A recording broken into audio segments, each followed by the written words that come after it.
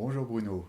Bonjour, je me présente, je suis Bruno Lallemand, je suis formateur dans le domaine de l'accomplissement personnel et donc je vais vous parler de comment utiliser les difficultés de l'existence pour renforcer la confiance en soi. Hmm, c'est très intéressant parce que souvent les difficultés de la vie nous font plutôt fuir que progresser. Oui, alors en réalité, il faut comprendre dans cette démarche, c'est que les difficultés n'arrivent jamais par hasard. C'est qu'il y a toujours un lien avec notre histoire personnelle, ce qu'on appelle les mémoires en fait tout simplement. Donc, Mhm. si on rencontre cette difficulté, elle arrive en rapport avec, comment le dire autrement? En fait, notre rapport à l'extérieur est déterminé par le rapport qu'on a avec nous-mêmes.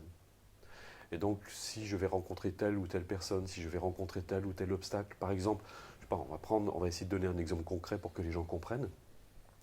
Une personne qui se lance dans une entreprise, elle commence à développer son entreprise, tout fonctionne très bien, puis d'un seul coup, il n'y a plus rien qui fonctionne. Tout va de travers, tout va à volo, etc. Eh bien, on peut voir, ce ne sera pas forcément ce cas-là, mais on peut voir que derrière, chez cette personne, il y a une très forte culpabilité. C'est-à-dire qu'il commence à se culpabiliser de réussir. Qu'est-ce qui va se passer? C'est qu'en fait, elle va s'auto-saborder sans même s'en rendre compte.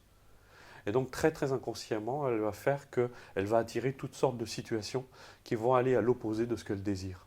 Mais en même temps, cette situation, c'est une chance de se libérer justement de cette culpabilité qui va faire. Mais c'est là où il faut être vigilant. On peut entrer, se laisser emprisonner dans ce jeu de circonstances adverses et de difficultés. Et là, on va amplifier le phénomène et faire en sorte que ça va nous faire trébucher pour de bon. Ou au contraire, on peut utiliser cette information, parce qu'il faut le prendre comme une information et non pas comme un mal, parce que là, on verra, la notion de jugement est très invalidante. Mais on peut prendre ça comme une information de se dire, ah tiens, il est en train de se passer quelque chose dans ma vie qui va complètement à l'opposé de ce que je souhaite voir se réaliser. Et là, on va voir si on est, mais là, ça demande une introspection personnelle. Donc là, on verra que l'attitude méditative va être extrêmement utile, puisqu'on va voir le rapport qu'il y a entre l'événement qui est en train de se produire à l'extérieur et ce que je porte en moi. C'est d'ailleurs c'est Krishnamurti qui disait que, en parlant des autres, mais c'est aussi vrai pour les autres que les situations extérieures, en fait, c'est il expliquait que les autres sont un miroir pour nous. Mais les situations extérieures aussi. Les situations extérieures, c'est un miroir. Ça permet de voir ce qui se reflète en nous. Donc on a deux solutions. Soit on subit l'événement et on en fait un malheur, soit on en fait une chance. La chance de prendre conscience de ce qu'on porte en nous. Et donc de pouvoir s'en libérer et de faire en sorte que, au lieu que ça se matérialise extérieurement, ça va être une chance de transformation personnelle. Et c'est là où on va justement gagner, renforcer, acquérir de plus de confiance. Mais je dirais que, à l'instar d'un alpiniste qui veut gravir une montagne, mais il faut s'équiper. Parce que si on n'est pas équipé, si on n'a pas les outils nécessaires pour avancer, ben, on va être très vite désarçonné, on n'aura pas l'attitude juste, l'attitude appropriée qui va faire qu'on va être capable de transformer ces circonstances malheureuses en... J'aime beaucoup cette expression, c'est Julio Segola qui disait transformer le venin en remède. Donc ça nous donne l'occasion de transformer le venin en remède. Donc une situation négative peut devenir positive, c'est la fameuse résilience de Cyrulnik, peut devenir positive si on sait s'y prendre, mais c'est pour ça qu'on a besoin d'être équipé. Hmm. Cette notion de préparation, d'équipement, c'est-à-dire ne pas attendre être dans la situation difficile pour apprendre ce qu'il faut faire dans la situation difficile. Il faut donc l'apprendre avant. Mais oui, c'est l'idéal parce que on va pas enraciner un arbre avant la tempête, pendant la tempête. On va le faire avant. Et on va même bien l'enraciner, on va lui donner des racines profondes. Malheureusement, alors, on va me dire, oui, mais bon, ça arrive, maintenant, je fais quoi? Non, c'est pour ça que là, à ce moment-là, on peut dire qu'on peut avoir besoin d'une aide extérieure. Mais il faut tirer leçon de ce qui nous arrive, c'est-à-dire que l'expérience douloureuse est arrivée, elle est passée. Maintenant, c'est l'occasion de se dire, j'ai plus envie que ça se produise. C'est là où, justement, la souffrance nous apprend quelque chose, c'est de se dire, c'est tellement désagréable de souffrir, c'est de se dire, j'ai pas envie que ça recommence. Donc maintenant, je vais m'y prendre autrement. Donc la prochaine fois, pour pas que ça arrive, au lieu de se dire, au lieu d'être dans l'anxiété que ça arrive à nouveau, de se dire, ça peut arriver à nouveau, mais je vais m'équiper justement pour être capable de faire face à des situations.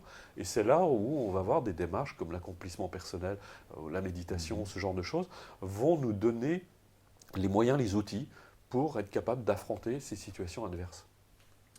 Tu parlais du jugement, c'est que c'est un piège qui fait qu'une situation qui pourrait être une opportunité devient reste une mauvaise situation. Ah ben là, on va dire, j'aime aussi, c'est une amie thérapeute qui disait le jugement, c'est tout pourri. J'aime beaucoup cette façon de dire, parce que on va voir, on a cette fonction je veux dire, de juger.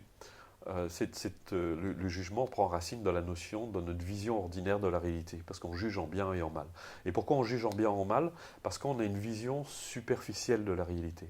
C'est-à-dire que, par exemple, des circonstances extérieures se produisent, je vais en éprouver du désagrément, donc je vais en tirer la conclusion que c'est mauvais. Si les circonstances extérieures produisent un sentiment positif, je vais en retirer, je vais dire c'est positif. En réalité, quand on commence à creuser la question, on va voir que c'est beaucoup plus complexe que ça et que c'est beaucoup plus profond que ça. D'ailleurs, on va même voir que des situations qui paraissent désagréables peuvent être extrêmement salutaires. Par exemple, une infirmière me fait une piqûre, c'est très désagréable, mais c'est pour me soigner, c'est pour me guérir. Donc, sur le long terme, ça va être plutôt positif. Ça va m'apporter du positif. Donc, on va voir que finalement, le jugement se fonde sur quelque chose d'assez superficiel et pas sur la réalité en soi. Donc il va falloir, il y a toute une démarche qui va nous amener à nous libérer du jugement, cette notion de bien et de mal, et d'arriver avec cet esprit, un esprit, comment dire, beaucoup plus scrutateur, de se dire qu'est-ce qu'il en est réellement de la réalité, qu'est-ce qui se passe vraiment, et comment je peux tirer bénéfice de la situation extérieure. Parce que ce jugement, on l'applique bien sûr sur les situations extérieures, mais on l'applique sur soi. Par exemple, si on a fait quelque chose et qui ne donne pas les résultats qu'on espérait, et donc ce n'est pas très positif, donc on va se juger. On va se dire je suis mauvais, je suis nul, etc. Enfin, ça va prendre toutes sortes de formes, mais on ne va rien tirer de bénéfique de ce jugement, parce que ça va nous amener à tirer des conclusions. Donc on va sceller une croyance qui va nous empêcher de faire évoluer la situation. Par contre, si au contraire on se dit, bon bah voilà le résultat que j'obtiens, là on n'est pas dans le jugement. On dit voilà le résultat que j'obtiens, il n'est pas très heureux, c'est pas ce que je souhaite. Et j'aime beaucoup cette notion de résultat parce que j'aime bien l'étymologie des termes. Résultat, ça veut dire quoi? Ça veut dire résulte de. En fait, un résultat, c'est l'aboutissement de tout un ensemble de causes et de conditions. Et donc si je regarde la situation avec le plus d'objectivité possible, voilà le résultat que j'obtiens. Par exemple, j'arrose ma plante, je l'ai trop arrosée, elle crève. Donc, au lieu de me dire je suis nul, je suis mauvais, se dire qu'est-ce que j'ai fait qui m'a amené à ce résultat. Donc, je vais constater que j'ai trop arrosé ma plante. Donc, je vais modérer ma façon d'arroser la plante, ma façon de la nourrir, etc. Bien, dans une tâche, si j'accomplis une tâche et que je n'obtiens pas le résultat que je souhaite, qu'est-ce que je vais faire? Je vais dire qu'est-ce qui m'a amené à ce résultat? Et qu'est-ce qui va se passer? C'est que je vais m'observer, je vais me regarder, je vais observer non seulement ma façon d'agir, mais aussi ma façon de penser. Parce que je vais voir à quel point ma façon de penser induit, elle aussi, le résultat, puisque c'est ma façon de penser qui induit ma façon d'agir. Et donc en observant, en se disant, voilà, telle ou telle action ou telle manière de penser m'amène à ce résultat, donc j'ai tout intérêt à changer ma manière de penser, ma manière de regarder et ma manière d'agir, ma manière aussi de m'exprimer. Et donc, je vais apprendre. Et c'est dans ce sens où, en fait, les situations extérieures vont être autant d'occasions d'apprendre, de m'enrichir et aussi d'élargir mon champ de conscience. Donc à ce moment-là, je m'enrichis de tout ce que je vis. Finalement, tout est une opportunité de réalisation et d'accomplissement si j'arrive à me départir du jugement. Au lieu de me dire je suis mauvais, se dire non, je n'ai pas eu une attitude appropriée. Et donc, le résultat que j'obtiens, eh bien, en fait, c'est l'aboutissement de ma manière de penser, de ma manière d'agir et de ma manière de m'exprimer. Et donc, ça me donne l'opportunité de changer cela. Et pour ça, je vais essayer de voir comment je suis arrivé à ce résultat. Hmm. Et justement, comment se départir du jugement? Quels sont les outils qu'on pourrait utiliser pour se départir du jugement? Mais, alors, le plus simple, c'est de voir que c'est comme quand on veut se débarrasser d'un mode de fonctionnement, c'est de se poser la question, qu'est-ce que ça m'a apporté comme résultat jusqu'à aujourd'hui? Par exemple, je prends l'exemple de le fait de se plaindre tout le temps. On peut se plaindre, mais se dire, mais qu'est-ce que j'ai obtenu comme résultat jusqu'à aujourd'hui en me plaignant? Aucun. Et au contraire, mais plus de négativité, je me sens pas bien, etc. Et le jugement, c'est exactement pareil. C'est de se dire, qu'est-ce que ça m'a apporté jusqu'à aujourd'hui de juger en bien ou en mal? Ça m'empêche d'examiner la situation avec le plus d'objectivité possible, ça m'empêche de tirer bénéfice, ça m'enferme dans des croyances, ça crée de la culpabilité, donc forcément de l'agressivité, ça me crée du mal-être, et ça n'apporte rien de positif. Donc, comme je n'y trouve rien de positif, je vais pouvoir renoncer et abandonner cette forme de pensée, puisque c'est une forme de pensée. Donc cette forme de pensée, c'est une forme de pensée manichéenne en fait, n'a rien de constructif, donc je vais l'abandonner. Et c'est comme ça qu'on va apprendre à renoncer à certains processus mentaux.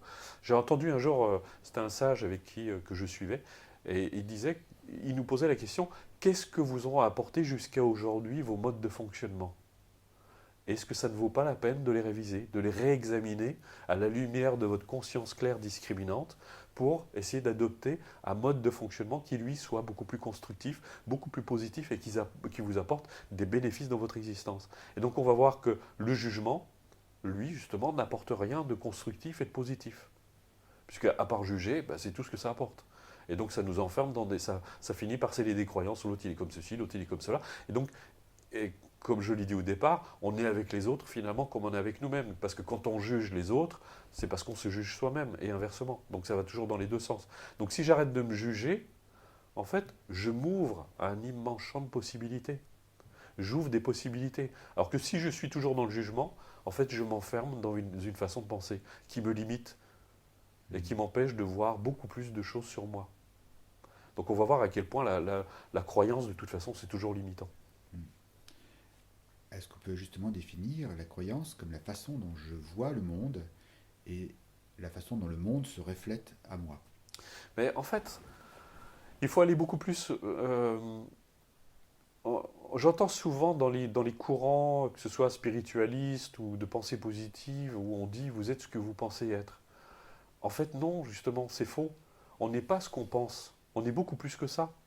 On est beaucoup plus vaste que ça. En fait, nous sommes un champ de possibilités. Même le fait d'avoir des pensées positives, c'est limitant.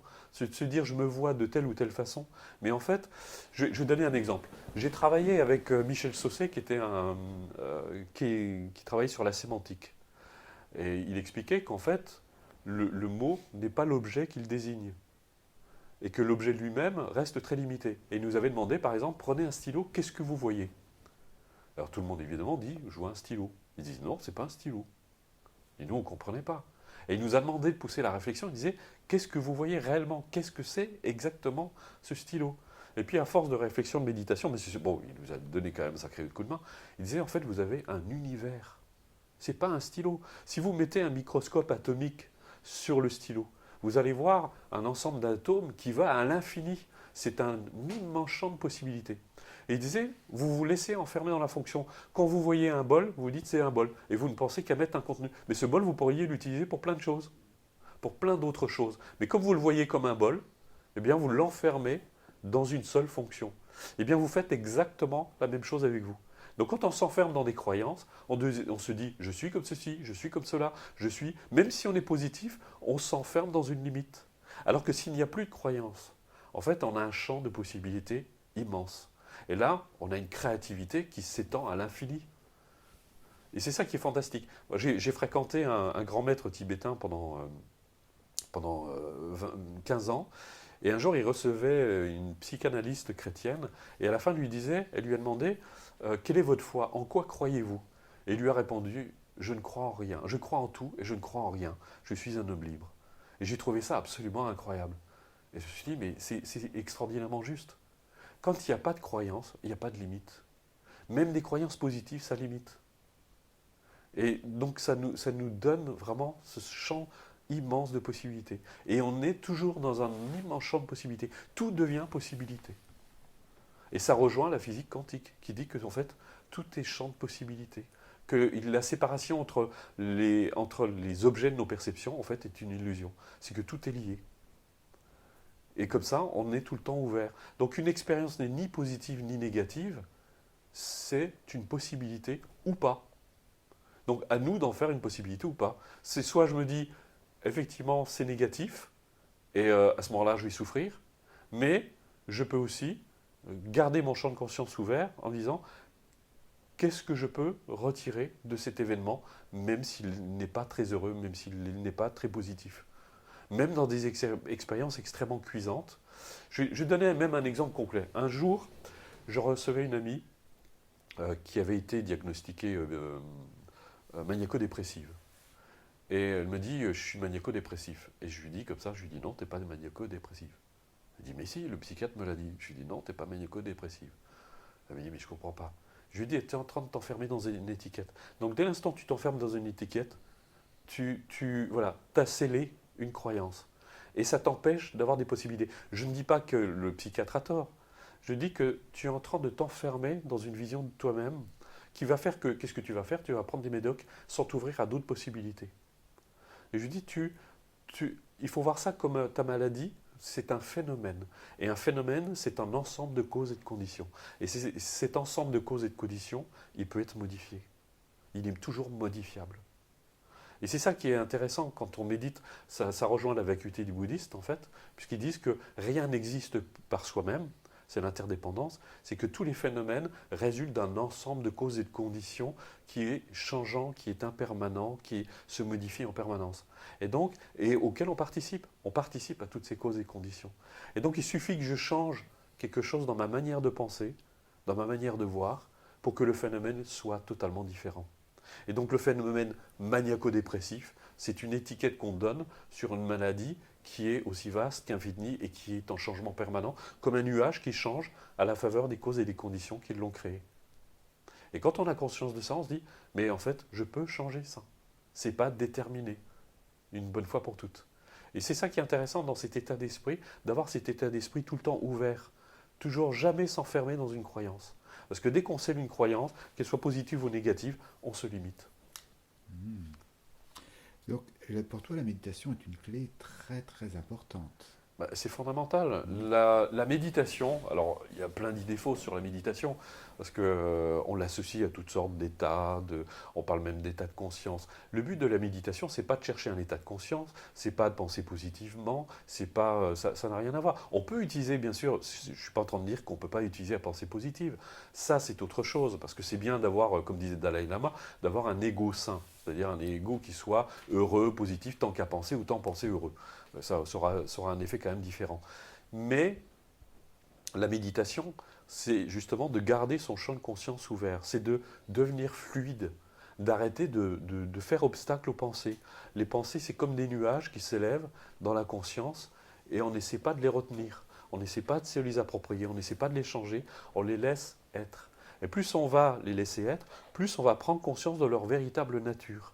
C'est-à-dire qu'elles sont impermanentes, interdépendantes, elles sont changeantes, comme un nuage qui passe dans le ciel. Tantôt il est sombre, tantôt il est clair, tantôt il est translucide, et on peut voir de temps en temps un espace, il va y avoir le bleu du ciel, et là on va découvrir qui nous sommes réellement. Mais si on essaie de saisir, de transformer ses pensées, là on reste dans le mental. Même dans la pensée positive, on reste enfermé. Et si on garde son champ de conscience ouvert, mais l'idée de la méditation, c'est de rester là. Parce que nous, on part dans les pensées. Et en fait, on reste là. La pratique, c'est vraiment ça. C'est de rester là. Et de ne pas s'associer aux pensées. Et de les laisser s'élever à la conscience. Et de les laisser partir librement. De ne pas leur donner de pouvoir. Pas de plus de pouvoir qu'elles n'en ont. Et là, on va voir qu'on a... Là, nous, on va découvrir qu'on a un pouvoir énorme. Le pouvoir de ne plus donner de pouvoir à toutes ces pensées. Et de rester libre. Voilà. Donc la méditation est un moyen d'ouvrir son esprit et de couper le jugement pour s'ouvrir à la situation. C'est ça. C'est ça. De voir des choses. C'est Dalai Lama qui donnait une conférence, je trouvais extraordinaire. Il y avait un œuf devant lui, il a pris l'œuf, il disait, vous voyez, si je prends l'œuf, je le mets tout près du visage, je vois plus que l'œuf. Et donc quand on est pris dans la situation, c'est ce qui se passe. C'est qu'on est vraiment enfermé dans la situation. Et c'est pour ça que je me méfie même, les gens me disent, je fais un travail sur moi. Alors déjà, je vais profiter de la caméra pour dire, il faut savoir que le travail sur soi, travailler, étymologiquement, c'est un instrument de torture qui a été inventé par les Romains. Quand les gens emploient le mot travail, il faut qu'ils sachent ce qu'ils font. Donc quand ils me disent, je travaille sur moi, je me suis dit, oups, j'espère que vous ne faites pas trop souffrir. Et donc, il avait pris cet œuf et il l'avait mis tout près du visage. Il disait, oui, je voyais plus que l'œuf. Et quand on le met au bout de la main, on voit l'œuf, mais on voit tout le reste. Et la méditation, c'est ça. C'est que je vois ma souffrance, je vois mes difficultés, je vois la situation, mais je vois aussi tout le reste. Ce qui fait que c'est comme quelqu'un qui est pris dans une difficulté, on va prendre un exemple, elle est prise dans une difficulté financière, elle se dit, zut, comment je vais m'en sortir? Elle ne voit plus que la difficulté. Mais pendant qu'elle est prise dans la difficulté, elle oublie qu'elle a un compte en banque qui est bien fourni. Et dès qu'elle prend conscience que son compte en banque est... Ah ben, il n'y a pas de problème, je peux me détendre. Et là, c'est pareil. Quand on prend de la distance, on se dit, mais bon, il y a la difficulté, mais j'ai des ressources, j'ai des capacités. Mais le problème, c'est que la plupart des gens ne se connaissent pas. Ils n'ont pas pris le temps de faire connaissance avec eux-mêmes. Donc comme ils ne se connaissent pas, ils ne savent pas qu'ils ont des capacités. Ils ne savent pas qu'ils ont des ressources. Ils ne savent pas qu'ils sont capables de faire face à n'importe quelle situation, puisqu'ils ont un potentiel immense en eux. Et c'est ça la confiance en soi. Quand on parle de confiance en soi, c'est lié à la conscience de soi. Plus on a conscience de qui nous sommes réellement, eh bien plus on a confiance parce qu'on sait qu'on a un réservoir de possibilités en nous absolument immense. Et donc, pour revenir au thème dont on parle aujourd'hui, c'est ces situations nous donnent la chance, l'opportunité de découvrir justement nos capacités, de voir qu'on est capable. Et chaque fois, on prend n'importe quelle situation qu'on a pu traverser jusqu'à aujourd'hui. Bah, si on fait le bilan de tout ça, finalement, bah, je suis là, je suis encore là aujourd'hui. Ça a été désagréable, mais je m'en suis sorti. J'ai traversé l'expérience. Mais même si ça a été douloureux, même si j'en garde encore un sentiment négatif aujourd'hui, bah, je découvre que j'étais capable de le traverser et je peux encore mieux faire. C'est chaque fois, on peut augmenter son niveau de conscience. Ce gars Rinpoche raconte cette histoire, c'est l'histoire du trou, je trouve, elle est géniale cette histoire. C'est une personne qui le matin prend un chemin, tous les jours elle prend ce chemin. Et puis un jour, il y a un trou qui a été fait dans ce chemin, et elle ne le voit pas. Et donc elle prend, par habitude, ce chemin, elle tombe dans le trou. Elle se dit, mais bon sang, qui c'est qui a fait ce trou? Et elle s'est fait mal, et elle se dit, bon, elle bougonne, elle sort du trou. Et puis le lendemain, elle oublie le trou, elle retourne, elle reprend le chemin, mais comme elle a oublié le trou, elle retombe dedans. Puis, bon sang, et puis elle se dit, il faut que je pense à ce trou. Et puis le lendemain, elle se dit, bon, je pense au trou, et il faut que j'y pense. Donc là, elle commence, elle change de niveau. Donc il y a quelque chose qui se met en route.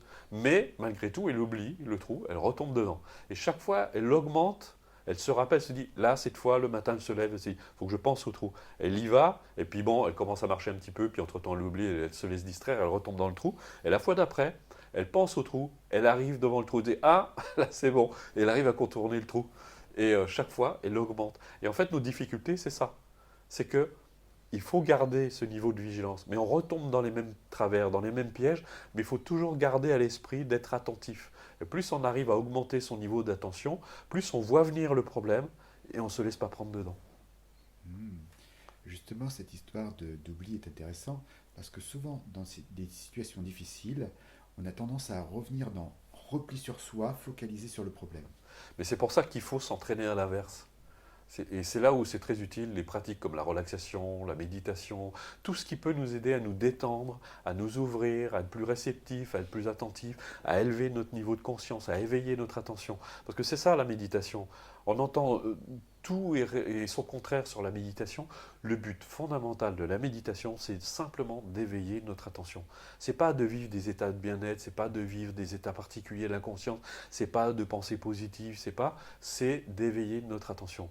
Si, par voie de conséquence, on peut vivre un état de bien-être, on peut se sentir plus détendu, et c'est tant mieux, mais ce n'est pas systématique. On peut être traversé par toutes sortes d'expériences, même négatives, mais au contraire, comme on est attentif, on ne s'associe plus justement à ces états négatifs.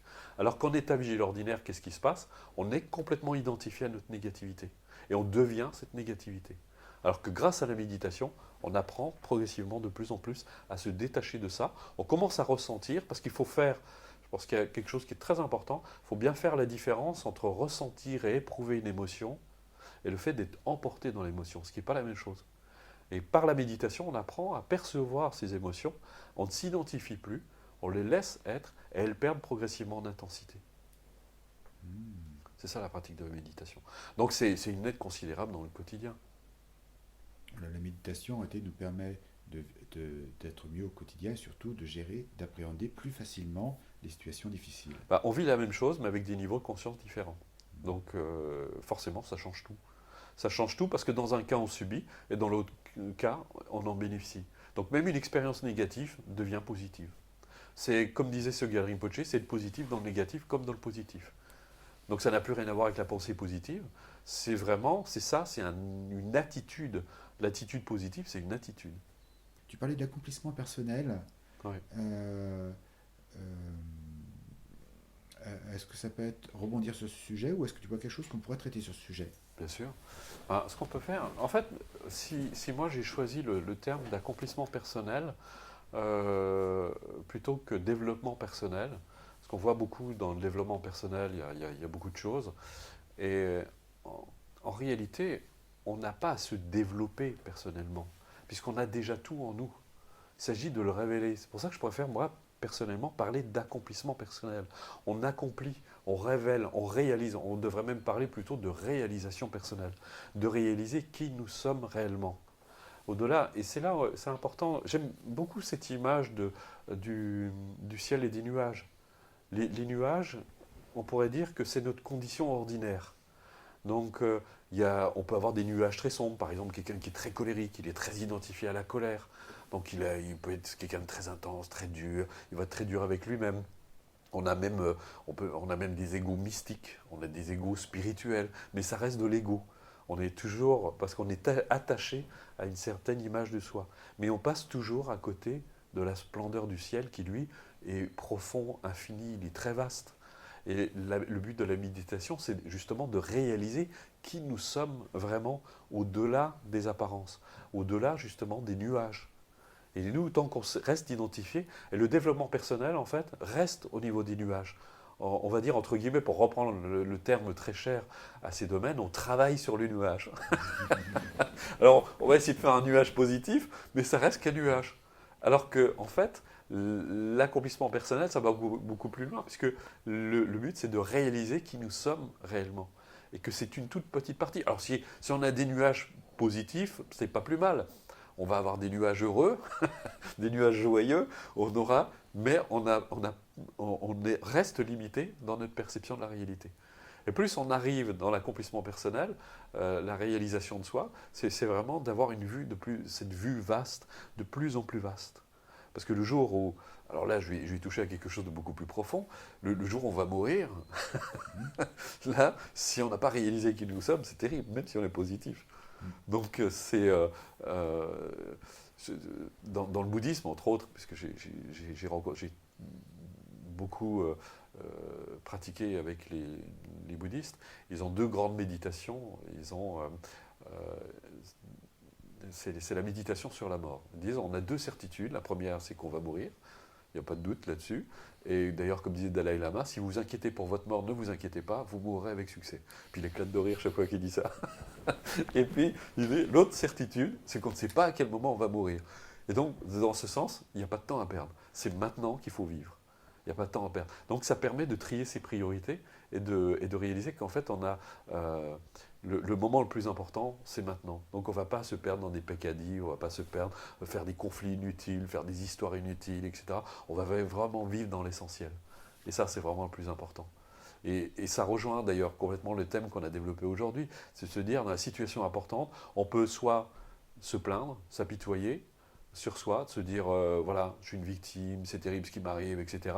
Mais peut se dire, bon, ok, c'est pas très heureux, j'aurais souhaité vivre autre chose, mais je peux avoir un autre état d'esprit.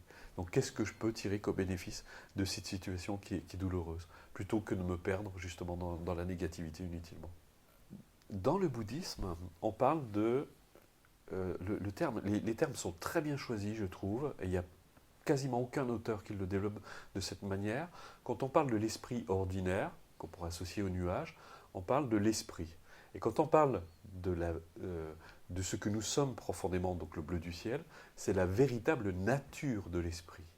Et en fait, on découvre que quand on étudie d'un point de vue, on va dire, méditatif, les nuages, en fait, on va découvrir que quand on creuse, quand on révèle leur véritable nature, eh bien, on révèle le ciel, on découvre le ciel. Parce qu'en fait, c'est en traversant les nuages qu'on découvre le ciel. Donc, c'est quand on perçoit ces nuages, c'est-à-dire notre état ordinaire, et on se laisse parfois impressionné par la colère, par toutes les émotions qu'on peut vivre, si on arrive à les accepter, il y a un sage qui disait, lorsque tout est accepté, tout est transcendé, eh bien en fait c'est comme si on traverse le nuage, on se laisse traverser par exemple par la négativité, et on va voir que la négativité n'est pas si négative que ça, puisqu'elle nous permet, si on se laisse traverser, eh bien on va découvrir notre véritable nature, ce que nous sommes profondément. Et qu'est-ce que la véritable nature? En fait on va découvrir, souvent les gens cherchent le bonheur, et en fait nous sommes déjà ce que nous cherchons. C'est ce qu'on découvre dans les Upanishads, c'est ce qu'on découvre dans le bouddhisme. Quand on révèle ce que nous sommes, on va découvrir en fait que l'esprit, la nature, la vraie nature de l'esprit, elle est positive. On ressent de la joie. Quand les gens, je donne simplement cet exemple, ça nous arrivait tous dans notre vie à un moment, on s'est senti détendu, par exemple on était sur la plage en train d'écouter la mer, on s'est laissé aller, on s'est détendu. C'est-à-dire qu'on a arrêté de se fixer sur les nuages pendant un moment. On s'est détendu, on s'est ouvert. Qu'est-ce qu'on a ressenti? Du bonheur, de la joie, du plaisir. Tout était naturel. C'était naturel. Et quand on est dans la nature, d'ailleurs, comme disait souvent ce Rinpoche, la nature à l'extérieur inspire la nature en nous. Et quand on est en contact avec la nature, eh bien, on se sent bien. Et on découvre le bonheur. Et on n'a besoin de rien d'autre. Parce qu'on est en paix.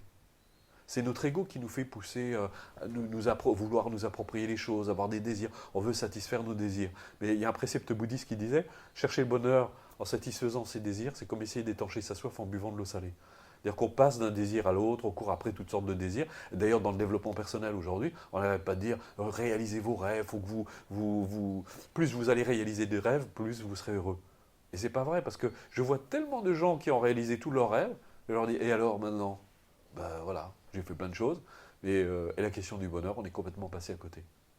Alors que quand on révèle ce que nous sommes, ça, à mon avis, c'est la plus belle des quêtes, c'est de réaliser ce que nous sommes. Mais on va découvrir tout simplement qui nous sommes, et on va découvrir le bonheur. Et ça va émaner de nous. On va devenir des émanations de la vie. Et c'est pour ça que quand on parle d'une personnalité rayonnante, c'est quelqu'un qui a réalisé qui elle est. Tout simplement. Donc elle n'a plus besoin de la loi de l'attraction, toutes ces choses. On s'en fiche, ça n'a pas d'intérêt. Puisque j'adore ce précepte bouddhiste qui dit « Abandonne-toi à l'univers et tout te sera donné ». Et tout vient à soi après. Parce que comme on est positif, comme on est rayonnant par nature, ben on attire forcément tout ce qui est positif, tout ce qui est rayonnant. On a des relations heureuses avec les autres parce qu'on est tout simplement naturel.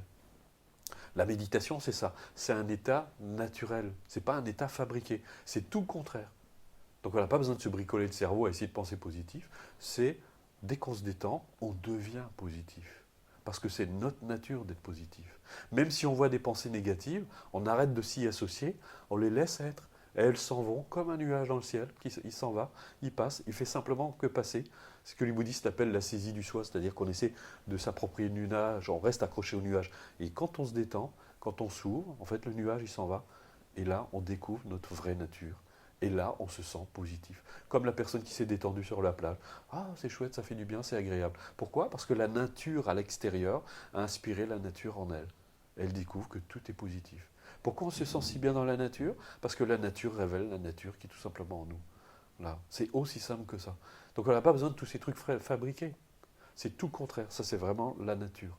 Donc dès qu'on se reconnecte à la nature, quand on parle d'alignement, on en fait toute une histoire, mais l'alignement, c'est ça. C'est juste se reconnecter à la nature. On a l'impression qu'on est en train de réinventer l'eau chaude avec ces pratiques. On parle d'alignement, mais non, quand on parle de l'instant présent, mais il n'y a rien de plus simple, c'est juste être naturel. Retrouver la nature en nous. C'est pour ça que je dis aux gens, mais allez un peu dans la nature, asseyez-vous sur un banc dans la nature, écoutez la nature, laissez-vous bercer par la nature, vous allez retrouver la nature en vous. Voilà. C'est ça la méditation, c'est juste être là. C'est ne pas se perdre dans les pensées, juste être. Voilà. C'est aussi simple que ça. Voilà, donc si je prends cette habitude de me reconnecter à mon être profond, même dans une situation difficile, je ne vais plus voir que les nuages, mais je vais voir la situation dans sa globalité. À condition de pratiquer aussi. Parce que si on ne pratique pas, le truc, la difficulté qui en est, là j'ai l'air d'en parler simplement, mais on est tellement identifié à nos nuages justement, Et en plus, on les fait exister parce qu'on les brasse, on en rajoute, donc ils deviennent de plus en plus sombres. C'est comme une mayonnaise qu'on n'arrête pas de tourner, elle devient de plus en plus compacte.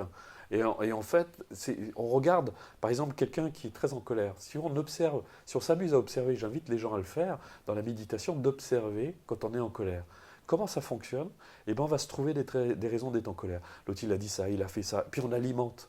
Et qu'est-ce qui fait? Qu'on fait exister encore plus la colère. Alors que si on se détend, on arrête d'alimenter. Bon, l'autre, il a dit, ok, il a fait ça. Et on voit notre mental qui est en train de fulminer, puis nous, on se détend, on se détend, on se détend, et puis le nuage, il commence à se dissoudre de plus en plus, de plus en plus, de plus en plus. Alors, pour un pratiquant qui n'est pas entraîné, c'est très difficile à faire sur la colère. Il vaut mieux faire ça sur des sentiments qui ne sont pas trop intenses. Mais on va voir, en fait, on se cristallise littéralement, on s'identifie à ces processus mentaux. Et on les durcit, on les renforce. Alors que la méditation, c'est on va assouplir tout simplement ça. On va l'assouplir, on va s'ouvrir et ça va se détendre de plus en plus, de plus en plus, de plus en plus. Par exemple, dans les stages moi, que j'anime, on amène les gens, on leur dit d'ailleurs de ne pas parler, pour que justement ils n'alimentent pas leur mental. C'est pas pour on leur interdit pas de parler, c'est juste pour qu'ils n'alimentent pas leur mental. Et donc, qu'est-ce qui se passe? Pendant une semaine, voire 10 jours, on va pratiquer, pratiquer, pratiquer. Qu'est-ce qui va se passer? Ils vont se détendre, détendre, détendre, détendre de plus en plus. Et ils vont découvrir une paix extraordinaire. Et tous nous disent, mais c'est délicieux, c'est tellement bon, on se sent tellement en paix. Et on ne les lâche pas parce que je leur fais faire toutes sortes d'expériences pour qu'ils ne s'identifient pas au mental. Mon but, c'est vraiment de faire en sorte d'aider les gens à ne pas s'identifier au mental. Et là, ils découvrent le bonheur d'être tout simplement soi-même. Ce qui est important, comment dire, c'est, je dirais le mot d'ordre, c'est de prendre soin de soi. De prendre soin de soi. Pourquoi prendre soin de soi? Parce qu'on est dans une situation, nous sommes dans une culture qui est très culpabilisante, où on hérite de, c'est pas je ne vais pas juger la religion judéo-chrétienne, mais parce qu'elle a été mal interprétée, elle a été mal comprise, et on fonctionne beaucoup avec la culpabilité. On se sent mal de prendre soin de soi. Mais il faut que les gens comprennent, c'est que prendre soin de soi, c'est prendre soin des autres. Et c'est pour ça que c'est important d'apprendre à s'aimer. Quand on dit apprendre à s'aimer, souvent c'est vague et les gens ne comprennent pas. D'ailleurs, moi non plus, quand j'entendais les thérapeutes dire c'est important d'apprendre à s'aimer, je fais quoi? Mais en fait, il faut comprendre, c'est que nous sommes la vie, on incarne la vie. Et en fait, s'aimer, c'est aimer tout simplement la vie que nous sommes. C'est aimer la nature que nous sommes. Et plus on va apprendre à s'aimer, quand on prend l'exemple, quand on aime son enfant, je parle d'aimer de manière inconditionnelle, pas de manière possessive, qu'est-ce qui va se passer? L'enfant, il va gagner en estime de lui-même. Il va se sentir une bonne personne, il va se sentir heureux, il va donner le meilleur de lui-même, il va s'ouvrir, il va gagner en confiance en lui. Donc si on fait la même chose avec soi-même, c'est-à-dire que si on prend soin de soi et si on apprend à s'aimer, eh bien, on va s'ouvrir, on va se sentir de mieux en mieux. Alors on va dire, oui, mais je fais des choses qui ne sont pas très heureuses. Et alors? C'est ça l'amour, justement. L'amour, c'est inconditionnel, c'est-à-dire que c'est sans condition. Ça ne veut pas dire que m'aimer, j'approuve ce que je fais. Je reconnais que mes comportements ne sont pas très heureux, mais c'est parce que je vais m'aimer que je vais essayer de devenir une meilleure personne. C'est-à-dire que je vais essayer de comprendre comment j'arrive à ce résultat pour en produire un autre. D'essayer d'observer, de regarder. Et justement, c'est en prenant soin de moi, c'est si je prends soin de la plante, je lui donne juste ce qu'il faut d'eau, pas trop, et ce qu'il faut, qu'elle va se développer, elle va me donner de bons fruits, je vais lui donner les nutriments dont elle a besoin. Et prendre soin de soi, c'est ça aussi. C'est de se donner ce dont on a besoin. Et donc se donner de l'amour, se donner du respect, se respecter soi-même, parce que souvent on attend que les autres nous respectent. Mais les autres sont avec nous exactement comme on est avec nous-mêmes. Donc si on apprend à se respecter, si on a du respect pour soi, eh bien les autres vont forcément nous respecter. C'est parce qu'en réalité, on ne se respecte pas soi-même que les autres agissent conformément à l'idée qu'on se fait de nous. Quelqu'un qui manque d'estime de lui, qu'est-ce qui va se passer? Eh bien les autres, ils vont rencontrer des gens qui la valoriseront très peu. Par contre, une personne qui a une grande estime d'elle-même, qui se respecte, qui a de l'estime de soi, eh bien, elle va toujours rencontrer des gens valorisants. Parce qu'elle sait se valoriser aussi. Et elle est capable de se dire, ah, tiens, c'est chouette ce que tu as fait là, c'est très heureux. On est capable de reconnaître l'aspect positif, mais aussi on est capable d'avoir une saine critique à l'égard de soi-même. Tiens, je n'ai pas obtenu le résultat que je souhaitais, c'est pas très heureux, je vais essayer de faire autre chose. Et on est capable d'être désolé, on est capable de regretter. Il faut bien faire la différence entre regretter et avoir du remords. Quand on a du remords, on se fait du mal. On s'en veut, on est très dur avec soi. Alors que quand on regrette, ça veut dire qu'on est capable de reconnaître que notre comportement n'a pas été très heureux, qu'on n'a pas eu un comportement très approprié, et on est capable de regretter. Alors, on va se dire, zut, c'est pas. Et donc, on va dire à la personne, écoute, je suis vraiment désolé, j'ai pas été très heureux, j'ai pas eu des paroles très heureuses à ton endroit, je suis vraiment désolé. Et là, on est capable de rendre la situation beaucoup plus saine et beaucoup plus heureuse. On est capable de. D'ailleurs, la notion, juste une petite parenthèse, la notion de repentir, en fait, ça veut dire remonter la pente. C'est-à-dire revenir à la source, de voir qu'est-ce qui s'est réellement passé. Ça n'a rien à voir que nous, la notion de repentir, c'est quelque chose de pas. On n'a pas envie de se repentir, on a l'impression qu'on a vraiment fait quelque chose d'épouvantable, alors qu'en réalité, c'est remonter à la source. Qu'est-ce qui s'est réellement passé et qu'est-ce qui m'a amené à avoir tel ou tel comportement. Donc je dirais que le mot d'ordre, la conclusion, c'est prendre soin de soi, parce que prendre soin de soi, c'est prendre soin des autres, et prendre soin des autres aussi, c'est apprendre à prendre soin de soi. Donc ça va dans les deux sens. Voilà, le monde est un peu, enfin, c'est l'histoire du miroir, le monde est à l'image de ce que nous sommes nous-mêmes. De ce que nous sommes. Et c'est pour ça que j'ai envie de dire, les autres, c'est une chance extraordinaire, parce qu'ils nous donnent l'occasion de développer notre capacité à aimer. Moi, quand j'ai commencé à enseigner, quand j'avais mon cabinet, je recevais toutes sortes de personnes, et il y avait des personnes qui parfois étaient plus en difficulté que les autres. Mais c'est des gens qui étaient justement difficiles. Et j'en avais fait presque une espèce de défi personnel. Je me suis dit, mais comment est-ce que je peux arriver à les aimer inconditionnellement? Parce qu'il y a des personnes, on a plutôt envie de les étrangler. Donc il ne s'agit pas de nier ses sentiments personnels. Je peux ressentir de la négativité, mais quelque part, ça m'obligeait à être vraiment impartial parce que cette personne venait demander de l'aide. Donc même si j'avais des sentiments négatifs à son égard, je me disais, elle me donne l'opportunité d'aller au-delà. Et donc d'avoir une attitude beaucoup plus impartiale.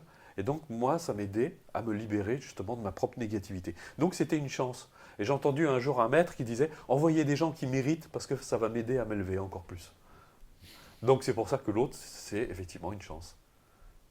Alors, c'est vrai que parfois, c'est un petit peu difficile à mettre en application, mais justement, aimer, c'est un défi, parce que l'autre nous donne toujours l'opportunité d'élever chaque fois notre niveau de conscience. Et ça rejoint ce qu'on entend dans beaucoup de traditions, aimer vos ennemis. En fait, aimer ses ennemis, c'est pas tendre la joue, bon, l'autre, voilà, je vais subir. C'est de se dire, c'est ce que ça réveille en moi de douleur, de souffrance, et donc c'est l'occasion pour moi de traiter cette douleur et cette souffrance.